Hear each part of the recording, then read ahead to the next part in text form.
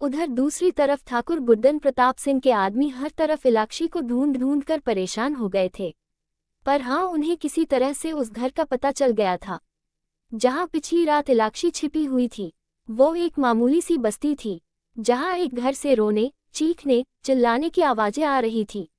वो घर सुनहरी और हरिलाल प्रसाद का घर था और वो चीखें भी सुनहरी और उसके पति हरिलाल की ही थी। सुनहरी एक आदमी के पैरों में गिड़गिड़ाते हुए, छोड़ दीजिए हमारे पति को, हम सच कह रहे हैं, हमें नहीं पता कि वो कहाँ है, भगवान के लिए रहम कीजिए। सुनहरी एक आदमी के पैरों में गिरकर गिड़गिड़ा रही थी। वो आदमी सुनहरी को गिड़गिड़ाता देख मुस्कुराने लगता है। हरिलाल एक जगह खून से लथपथ पड़ा हुआ था। गुड्डन प्रताप सिंह के आदमी उसे मार रहे थे। सुनहरी के सामने बैठा व्यक्ति मक्कारी से मुस्कुराते हुए सुनहरी के बालों से पकड़कर उसका चेहरा ऊपर करता है और फिर उसके चेहरे पर अपनी उंगली फिराते हुए, क्यों बे हरिलाल, तेरी बीवी तो बहुत ही खूबसूरत है, कहाँ छिपा रखा था इस कोहिनूर को, कभी दिखाया नहीं, कहते हुए गुड्डन प्रताप सिंह उसकी तरफ बड़ी ही गंदी नजरों से देखता है, जिससे सुनहरी बहुत ही असहज हो रही थी। वो खुद को छुड़ाने की कोशिश करते हुए, हमें छोड़ दीजिए ठाकुर गुड्डन प्रताप सिंह, हमें नहीं पता कि आपकी पत्नी कहाँ है, हमने तो खुद उन्हें घर से पहले ही निकाल दिया था, उसके बाद वो कहाँ गई हमें नहीं पता। सुनहरी बस अटकते अटकते बोलती जा रही थी, मगर गुड्डन प्रताप सिंह तो उसकी गर्दन में अपना चेहरा छिपाए उसे महसूस कर रहा था, जिससे सुनहरी के रोंगटे खड़े हो रहे थे। फिर एक झटके से गुड्डन प्रताप सिंह उसके कंधे पर से साड़ी का आंचल खिसका देता है, जिसे जल्दी से सुनहरी अपने दोनों हाथों से कवर कर लेती है और हरिलाल चीख पड़ता है। हरिलाल गुस्से से, गुड्डन प्रताप सिंह, भगवान से डर गुड्डन प्रताप सिंह और छोड़ मेरी सुनहरी को। वहीं हरिलाल के घर के बाहर आसपास के लोगों की भीड़ जमा थी, मगर उनमें से किसी की भी हिम्मत नहीं थी कि अंदर चल रहे अन्याय का विरोध कर सके और सुनहरी व हरिलाल की मदद कर सके। वहीं हरिलाल के चीखने पर गुड्डन प्रताप सिंह जोर जोर से हंसते हुए, भगवान, मैं भगवान से डरूं? अच्छा मजाक है। फिर थोड़ा सा सीरियस फेस बनाकर, लेकिन मैं तो खुद एक शैतान हूँ, तो भगवान से डरूंगा। गुड्डन प्रताप सिंह जोर जोर से हंसने लगता है, लेकिन फिर अपने होंठ पर जीभ फेरते हुए, लेकिन आज मेरा दिल तेरी इस खूबसूरत सी बीवी पर आ गया है, जिस पर आज मैं अपने प्यार की मोहर लगाऊंगा, कहते हुए गुड्डन प्रताप सिंह सुनहरी को जमीन पर गिरा देता है। सुनहरी रोते हुए खुद को पीछे घसीटने लगती है और फिर गिड़गिड़ाते हुए, हमें छोड़ दो, हमें जाने दो, भगवान के लिए हम पर रहम करो। मगर गुड्डन प्रताप सिंह पर उसके गिड़गिड़ाने का भी कोई असर नहीं होता। वो उसका पैर खींचकर अपने नजदीक कर खुद उसके ऊपर आ जाता है। गुड्डन प्रताप सिंह अपने सभी आदमियों के सामने, उसके पति हरिलाल के सामने और उसके आसपास के लोगों के सामने ही सुनहरी की इज्जत को तार तार कर देता है। सभी लोग अपनी अपनी नजरें फेर लेते हैं। सबके आंखों से आंसू गिर रहे थे। उसका पति हरिलाल की तो जैसे सांस ही रुक चुकी थी। सिवाय गुड्डन प्रताप सिंह के आदमियों को छोड़कर वो सब बड़े मजे से उस भयावह दृश्य को देख रहे थे। उधर सुनहरी की हालत बहुत ज्यादा खराब हो चुकी थी। गुड्डन प्रताप सिंह अपनी मनमानी करने के बाद वहां से उठकर चला जाता है। उसके जाते ही हरिलाल खुद को घसीटते हुए एक चादर लेकर सुनहरी को लपेट देता है और उसे खुद से लगाए जोर जोर से रोने लगता है। बाहर खड़े लोगों में से किसी की भी हिम्मत नहीं थी कि वो अंदर जाकर उसका दुख बांट सके या फिर उनसे नजरें मिला सके।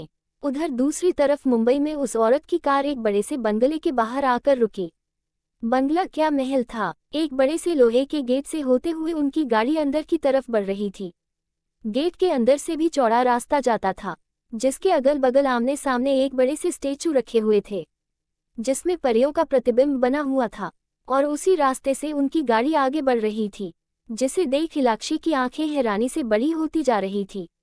वहीं सामने एक बड़ा सा कृष्ण जी का मंदिर था, जिसके सामने वो औरत गाड़ी रुकवा देती है। वो औरत गाड़ी से बाहर आकर, गोविंद जाओ, तुम सामान को चुपके से घर के अंदर रख दो, किसी को पता ना चले कि हम आ चुके हैं। फिर इलाक्षी की तरफ देखकर, इलाक्षी तुम आओ बाहर। उस औरत के कहने पर इलाक्षी गाड़ी से बाहर आती है और फिर गोविंद गाड़ी आगे बढ़ा देता है। तभी वो औरत इलाक्षी से, इलाक्षी ये हमारा अपना, हमारे लड्डू गोपाल का मंदिर है। इस मंदिर की नींव हमारे साहब के दादाजी ने रखी थी। फिर हमारे साहब के माँ पापा ने इस मंदिर की अच्छी देख रेख की और अब हम कर रहे हैं। आओ चलें, कहते हुए वो औरत इलाक्षी को मंदिर के अंदर ले जाती है। मंदिर सच में बेहद विशाल और अंदर से काफी भव्य था। उनकी भव्यता देखने से बनती थी। फिर दोनों कृष्ण जी के दर्शन कर मंदिर से बाहर आती हैं। वो औरत इलाक्षी से, जानती हो इलाक्षी, हर त्योहार पर इस मंदिर की भव्यता देखते ही बनती है, और सबसे ज्यादा रंग उत्सव यानी होली में, क्योंकि हमारे भगवान श्री कृष्ण को रंगों से बहुत प्रेम था। हर साल यहाँ पर होली पर एक बड़ा उत्सव होता है और भंडारा भी रखा जाता है। एक बड़े पैमाने पर लोग यहाँ दर्शन के लिए आते हैं। इतना कहते हुए वो औरत आगे बढ़ती जा रही थी और इलाक्षी उन्हें बहुत ध्यान से सुन रही थी।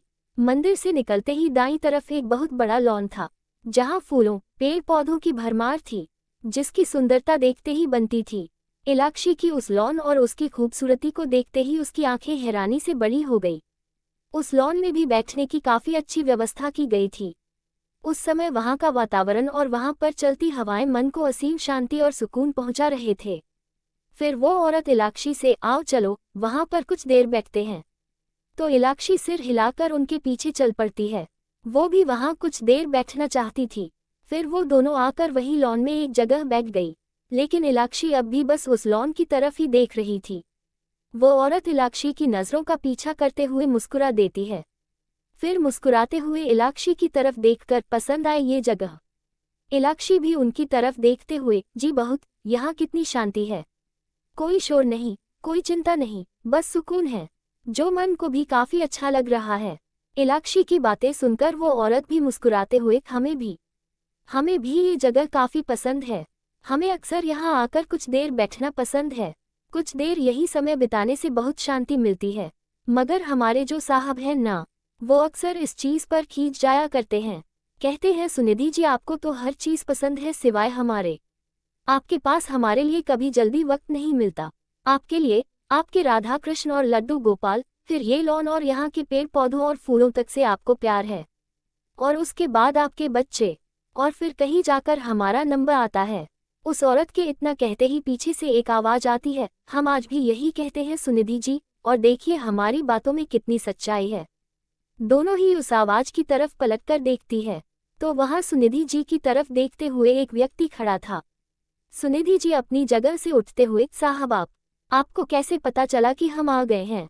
तो वो व्यक्ति भी उनकी तरफ कदम बढ़ाते हुए, हम तो आपको आपकी सांसों से पहचान जाते हैं। फिर तो आपकी खुशबू घुली हुई थी इन हवाओं में, जो हमें बताने के लिए काफी थी कि हमारा सुकून यहाँ आ चुका है। कहते हुए वो सुनिधि जी के माथे को हल्के से चूम लेते हैं। सुनिधि जी उनमें सिमट जाती है।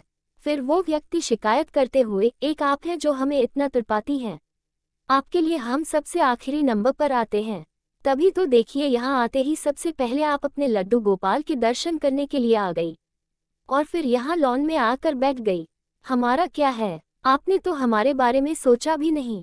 उस व्यक्ति की बात पर इलाक्षी और सुनिधि दोनों मुस्कुराने लगती है। सुनिधि मुस्कुराते हुए, क्या साहब आप भी ना, आप तो बिल्कुल बच्चों की तरह रोने लग जाते हैं। आप वो छोड़िए, आइए आपको किसी से मिलवाते हैं। जारी है लेखिका प्रियंका गुप्ता। चलिए आज तो आपको अच्छी खबर पता चल गई होगी। तो आप सबकी डिमांड पर मैंने सोचा कि क्यों ना आपकी नज़रों को सोमवार से शनिवार तक दिया जाए, और सोमवार से बुधवार उफ़ा तेरी ये नज़र, और बृहस्पतिवार से शनिवार तक रूहानियत वाला लव। क्यों अब ठीक है? तो जल्दी से कमेंट कर दीजिए, आपको ये सही लग रहा है या नहीं। खैर अब आप भी जल्दी जल्दी मुझे सब्सक्राइब कीजिए, मेरी बाकी दोनों कहानियों को भी प्यार दीजिए। ये सोचिए कि अब एक स्टोरी की जगह दिन भर में 2 स्टोरी पढ़ने को तो मिलेगी, यही बहुत है। तो प्लीज़ मुझे ज़्यादा से ज़्यादा और जल्दी से सब्सक्राइब कीजिए, ताकि मैं भी आपको जल्दी जल्दी कहानी दे सकूं। आज का भाग आपको कैसा लगा कमेंट करके ज़रूर बताइएगा।